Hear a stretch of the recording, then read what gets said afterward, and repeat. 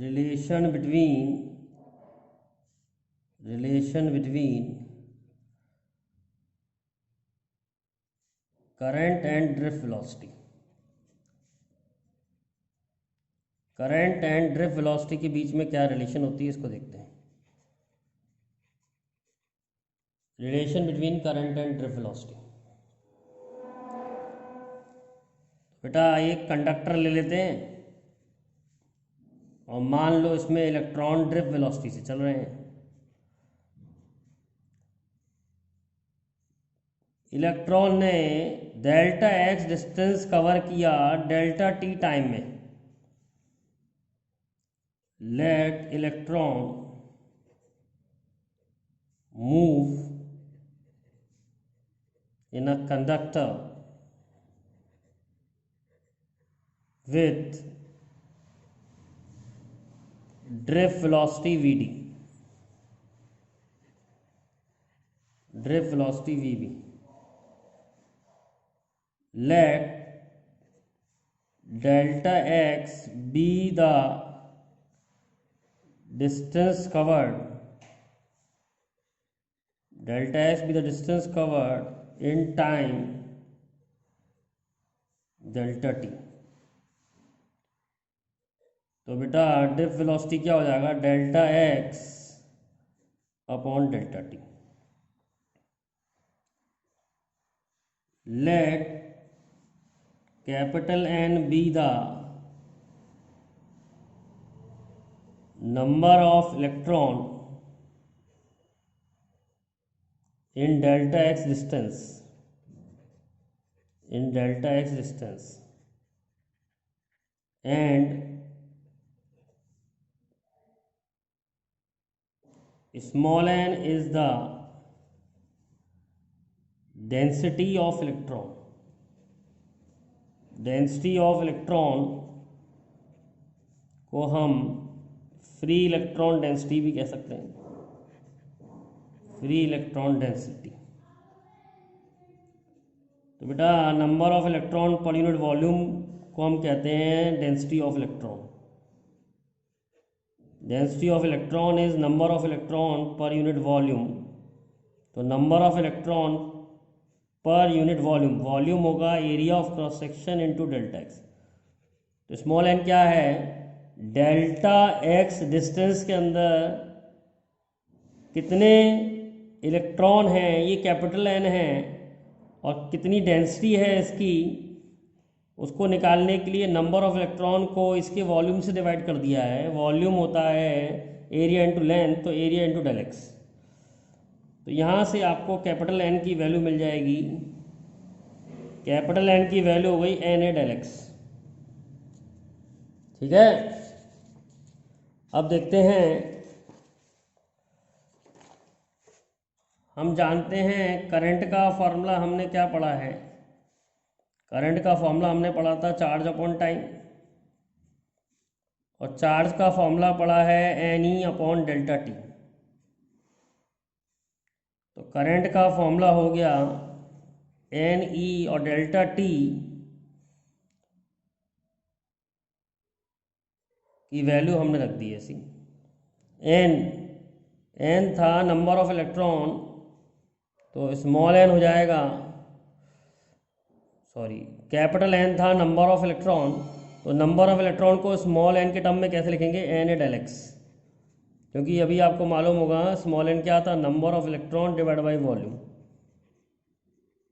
तो capital N हो गया n A del x e upon del T.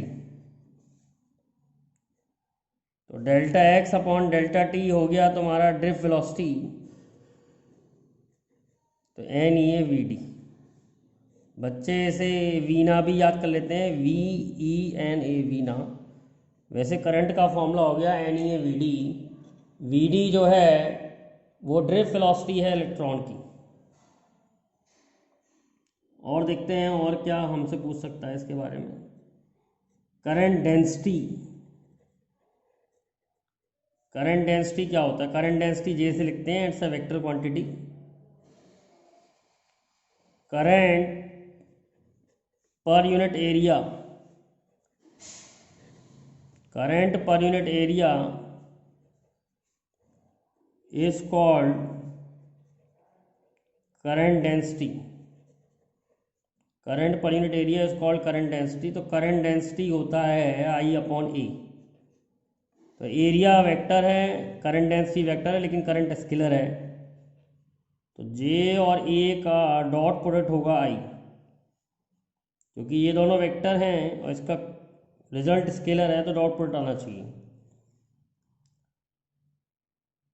अब हम देखते हैं relation between current density and drift velocity.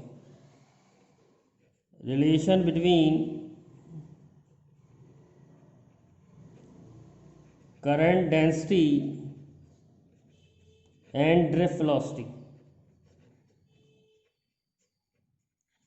तो बड़ा सिंपल है, जे था आई अपॉन ए और आई है N E A we D, अभी ऊपर निकाला था, अपॉन ए। तो जे की वैल्यू आ रही है एन ई वी डी। तो करंट डेंसिटी और ड्रिफ्ट वेलोसिटी में भी रिलेशन हमारी निकला है, relation between current density and drift velocity.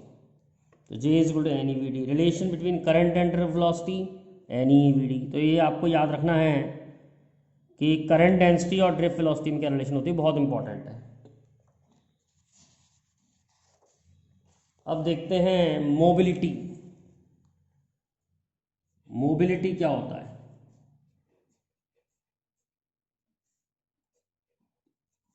Ratio of drift velocity and electric field. Ratio of drift velocity and electric field is called mobility। तो mobility mu से लिखी जाती है, फॉर्मूला होता है drift velocity upon electric field. Unit भी निकाल सकते हैं, इसकी यूनिट क्या होगी? ड्रिफ्ट वेलोसिटी की होती है मीटर पर सेकेंड और इलेक्ट्रिक फील्ड की होती है न्यूटन पर कूलम। तो metre coulomb upon newton second, board में आया था question. Drift velocity upon electric field को मोबिलिटी कहते हैं, मोबिलिटी की यूनिट यहाँ से निकाल सकते हैं। अब मोबिलिटी को drift velocity upon electric field कहते हैं और ड्रिफ्ट वेलोसिटी का फॉर्मूला इलेक्ट्रिक फील्ड के टर्म में ये है ई टॉ upon M divide by E. तो ई टॉ अपॉन एम, ये फॉर्मूला आ गया मोबिलिटी का। तो ई जो है वो कूलम में नापते हैं, चार्ज टाइम सेकंड में, और मास किलोग्राम में। तो ये भी इसकी यूनिट हो गई एक। ठीक है, क्लियर है?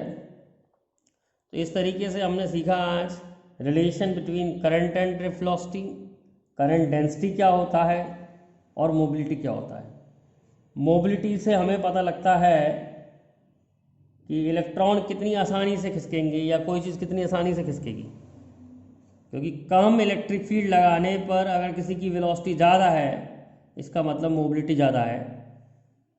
कम इलेक्ट्रिक फील्ड लगाने पर ड्रिफ्ट वेलोसिटी ज़्यादा है, इसका मतलब मोबिलिटी ज़्यादा है। तो आसानी से खिसक रहे हैं, आसानी से खिसक रहे हैं, मोबाइल हैं। और अगर ज़्यादा इलेक्ट्रिक फील्ड लगाएं, उसकी वेलोसिटी कम हो, तो मोबिलिटी कम आएगी, इसका मतलब मुश्किल से खिसक रहे हैं।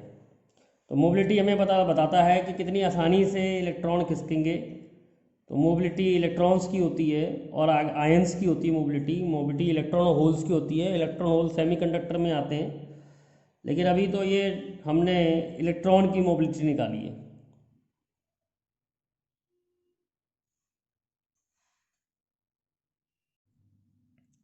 अब देखते हैं ड्रिफ्ट वेलोसिटी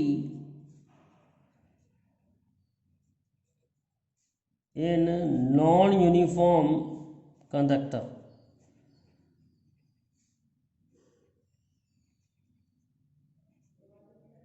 मतलब एक कंडक्टर है ऐसा,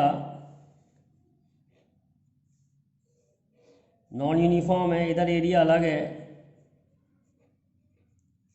इधर एरिया अलग है। क्या ड्रिफ्ट वेलोसिटी बदल जाएगी? ड्रिफ्ट वेलोसिटी एरिया से कैसे रिलेट होती है इसके बारे में बता रहे हैं। ड्रिफ्ट वेलोसिटी और एरिया में क्या रिलेशन है इसके बारे में बता रहे हैं। तो एक बात आप याद रखें, current through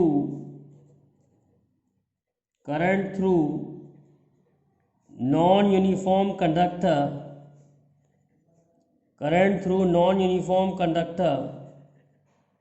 is same. Non uniform conductor में करंट की वैल्यू सेम होती है, बहुत इंपॉर्टेंट है, आईआईटी तक में सवाल आ चुके हैं इस पर। तो current through non uniform conductor same होता है। तो आई का फॉर्मूला पड़ा है NeAVD। इधर करंट और इधर करंट सेम है, तो हम लिख सकते हैं NeA1VD1 is equal to NeA2VD2। तो हम कह सकते हैं A1VD1 is equal to A2VD2। तो यहाँ से रिलेशन आ रही है area into drift velocity is constant. Area into drift velocity constant है, तो drift velocity is inverse of area. Drift velocity is inverse of area. जहाँ पर एरिया ज़्यादा होगा वहाँ ड्रिफ्ट वेलोसिटी कम होगी। तो यहाँ एरिया ज़्यादा है, ड्रिफ्ट वेलोसिटी कम है, और यहाँ एरिया कम है, ड्रिफ्ट वेलोसिटी ज़्यादा है। अगर आपको याद हो, एरिया इंटू वेलोसिटी एक कांस्टेंट होता है। इस इक्वेशन को कुछ कहते भी हैं, इसको कहते हैं equation of continuity. Equation of continuity ये आपने फ्लूइड्स में पढ़ी होगी। तो कुछ इस टाइप की रिलेशन करंट इलेक्ट्रिसिटी में भी है, area into drift velocity remain constant.